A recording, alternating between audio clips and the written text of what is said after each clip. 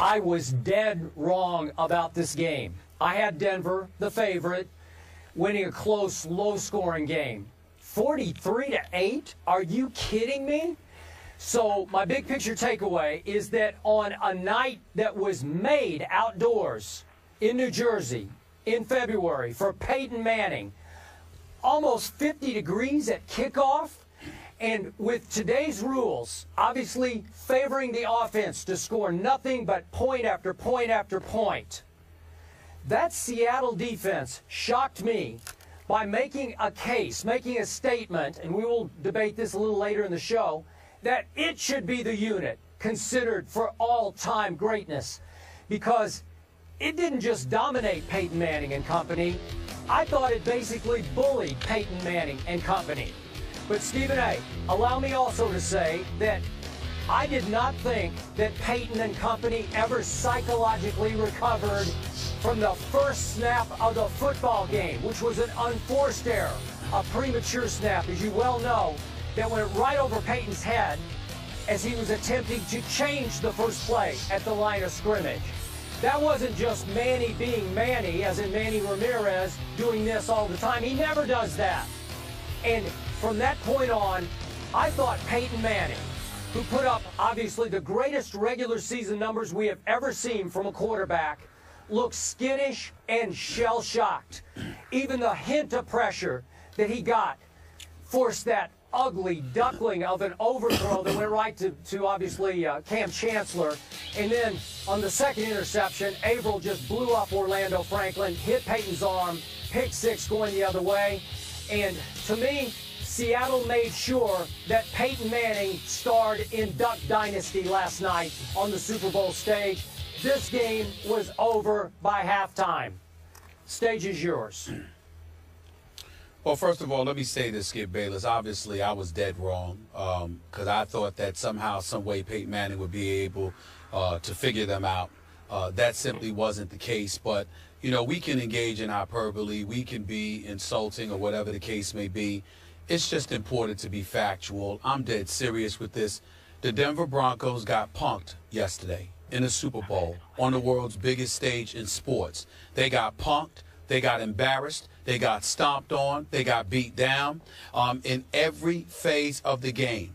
They got outplayed. They got outmuscled. They got bullied. They got pushed around. They got outcoached, where John Fox and Jack Del Rio, the so-called defensive coordinator for the Denver Broncos, he should be ashamed of himself, too. They had this team ill-prepared to play. The opening snap, with Manny Ramirez, considering that name, but Manny Ramirez along with Peyton Manning, he couldn't hear. Even the Denver Broncos fans got outperformed because before a point was scored, before or immediately following kickoff, it was clear that this was a pro-Seattle crowd. No, it wasn't the same noise that you hear in Seattle, but it was noisy nevertheless. And it was so noisy, in fact, that it was incredibly alarming because Troy Aikman astutely pointed out while commentating for the game that this is not your typical Super Bowl crowd where it feels neutral or anything like that. I mean, when you heard, think about this. They're at MetLife Stadium in East Rutherford, New Jersey, about 3,000 miles from Seattle, Washington.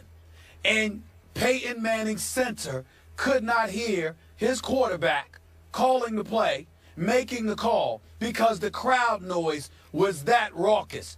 This is unbelievable. I've never seen anything like it in Super Bowl history. But that's what happened.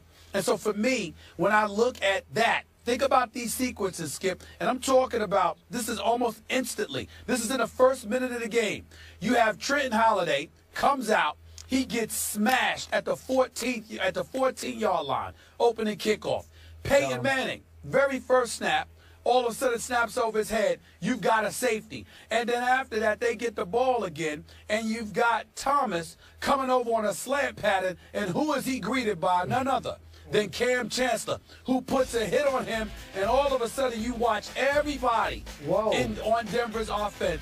They're all soft. They all softened up from that moment. They were coming across the middle, looking every which way. They were scared to get popped. They had other stuff on their mind. That's why I use the word punk. Yes, Peyton Manning may have been offended by the word embarrassed. It was an embarrassing performance. It was putrid. It was pathetic on a part of the offense. But Seattle's defense is just lethal, man. They are on another level. I cannot believe I was this wrong about how lethal and awesome they are. But I'm going to emphasize it again. The Denver Broncos did not just lose yesterday.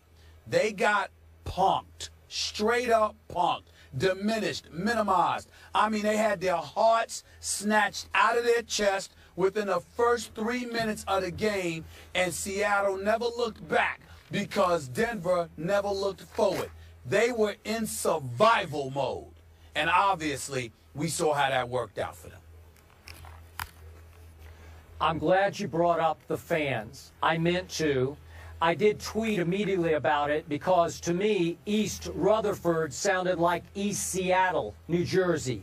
And I'm going to assume, Stephen A., that with ticket prices plummeting because so many people feared how bad the weather was going to be, that a whole lot of 12th men, so to speak, a lot of Seattle fans who had come east, snapped up those tickets. And I don't think Peyton and company were ready for the wall of noise that hit them, as you say, maybe not like it would in Seattle, but I've been to a whole lot of Super Bowls dating back to Super Bowl 10, I believe it was, and I have never heard a pro crowd on a neutral field be that loud early in the game the way Seattle's was. So the 12th man did travel, and I think it also helped inspire a Seattle offense, Stephen A., because Russell Wilson, as usual, didn't put up a lot of flashy stats, just 206 yards passing, but he made key throw, as usual, after key throw, the 2 touchdown passes. And the stat of the night for me, offensively for Seattle, that's the first time in Super Bowl history that an offense gave up no turnovers and no sacks. 0 turnovers, 0 sacks for the Seattle Seahawks. Well, when you're forcing 4 turnovers on the other side, I think it's going to be a rout, and it was. And as I also tweeted early in the second half after Percy Harvin ran the second half kickoff back to make it, what was it, 29-0? 29. They should have let Bruno Mars come back out. Bruno Mars should have come back out and played the rest of the second half because he was way better at halftime than the game we were forced to watch the rest of the way. No question about it. I'll tell you something else, Skip Bayless. You know, listen, when I look at these guys, it is unforgivable how John Fox, you got to remember, John Fox's signature is defense, even though he's a head coach in this league, all right? Now he's the coach. He's lost a Super Bowl with 2 different teams. But this man is about defense. Jack Del Rio is supposed to be about defense. And you know what Seattle's defense is going to bring to your offense. How can you be so thoroughly ill-prepared in a game of this magnitude? We got to remember, they didn't have a potent running game, a potent running attack yesterday. They pretty much neutralized Marshawn Lynch to some degree. But Percy Harvin looked like he had jets, like a jet backpack or something. They couldn't stay with this man. They couldn't stay with this man. You look at Curse, you look at Golden Tate, these boys, they seemed as if they could do what they wanted. And in the meantime, the Denver Broncos, you don't even record a first down until about 3 or 4 minutes into the second quarter. Yeah. Not even a first down. Yeah. This is just, I mean, they got beat down on an epic level. There is no category in which the Denver Broncos beat Seattle yesterday. Special teams, offense, defense, protecting the pass as opposed to, I mean, listen, they didn't even blitz. They had pressure on Peyton Manning all day. They didn't even blitz. They didn't have to. Avril and these boys, they couldn't do it. Clemens and Avril couldn't do anything with them. Couldn't do anything with them. It's just embarrassing. Peyton Manning went from not being touched to being touched all night long. It was bad, man. So when we come back, we will head back out on the road, but this time it's for the NBA Finals. Skip Spurs versus Stephen A's Miami pick. The best moments from our time on the road is next.